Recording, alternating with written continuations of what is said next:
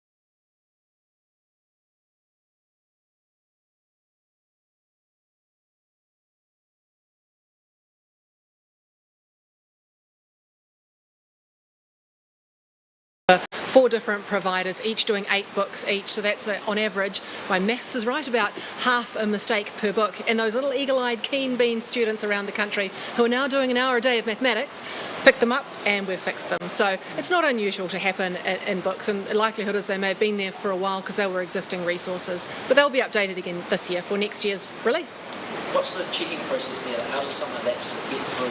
Oh, look, you find it quite often in books, and it's not just these maths books. You'll find the odd error here and there. The point is, though, that we listen. We went out to schools and said, when you find anything, we will be immediately onto it. We're very responsive and receptive, and we make those changes straight away. But just good on those kids for picking them up. What are the costs associated with sort of, do you have to put out new resources? Is there any costs there? No, what we do is the providers change everything online immediately, because a lot of the material can be changed online, and then when we go to reprint for next year, those will be resolved, and then every year, of course, we update the material depending on the changes to the curriculum, and we'll continue to do that.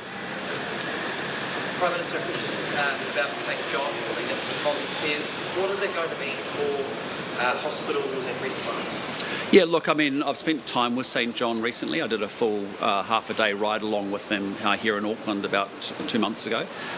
They've made some tremendous progress actually with the funding, the step up in funding that we've given. Obviously, we've got a new funding round in negotiation that'll come up shortly. But I know there's been some challenging circumstances, particularly in hospitals, where they've been trying to connect into, and we need to make sure that we can support them as best we can, and make sure that we can do everything we can to make sure that anyone who needs help gets help. And it's delivered to the hospital where they need to be, safely treated. Who should step in to look after volunteers? Well, I think in terms of, really, I mean, St John works as an organisation where it's partially funded by the government, but by their own admission, they do not wish to have full government funding, and that is because typically they've been able to, that model works very well where there are other supporters and donors that might partially fund ambulances, for example, but that is, their preferred model of working in a way where the vast majority comes from government funding. But actually, I think them running as a fully government-owned entity is not the way forward for them, and they prefer that not to be the case. So it does rely on volunteers, it does rely on other donors, as well as obviously significant contributions from the government, which have stepped up in the last funding round. And again, we will have further conversations with them as that next period of funding is negotiated as well. Are there any specifics you're looking to go through with Albanese this week? Oh, look, I mean, I just say to you, there is no closer friend than Australia to New Zealand.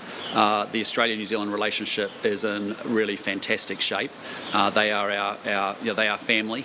They are our only ally in a world of incredible uncertainty. There is a tremendous bedrock of certainty in the relationship between Australia and New Zealand. And so the Prime Minister and I have known each other for a long time. We get on incredibly well at a personal level, at a leader-to-leader level. Our governments have had a huge amount of interchange between our ministers since we came to government. It's been very deliberate. We want to build that connectivity between the two countries. But we'll talk in some detail about our respective economic challenges and how we can work together to build our economies on both sides of the Tasman. We'll talk obviously about security and defence ties and obviously our observation of regional and global issues, and then also about our people-to-people connections. But this is a relationship in outstanding heart. I think it's the best it's ever been, and in a world of uncertainty, as I said, two countries that come together in the way that we do is pretty special. Prime Minister, the Auckland Business Chamber is calling for the government to help Auckland as unemployment rises. What's your response to that? Well, I think one of the things we've been doing is we've introduced fast track to get projects approved much faster, much quicker. And here in Auckland, you'll see through the ports of Auckland, there's been 2 wharf upgrades that have been projects that the ports of Auckland wants to undertake. They applied under fast track. They have essentially received their decision in less than 6 months, something that I've been advised would normally have taken 5 years. So there's projects that are underway that can create employment and work. We obviously have the City Rail coming on stream very shortly, and of course off the back of that will become more opportunity to create more jobs with businesses and enterprises built around that network as well, and I'm looking forward to seeing that tomorrow. So we are doing everything as a government we can to make sure that we grow our economy so that we can lift wages and at the same time give targeted support for people who are dealing with the cost of living challenges that are being built up in over a wee period of time. Also, how can the parents of these Auckland school students feel confident about the future prospects of Auckland's job market is shrinking?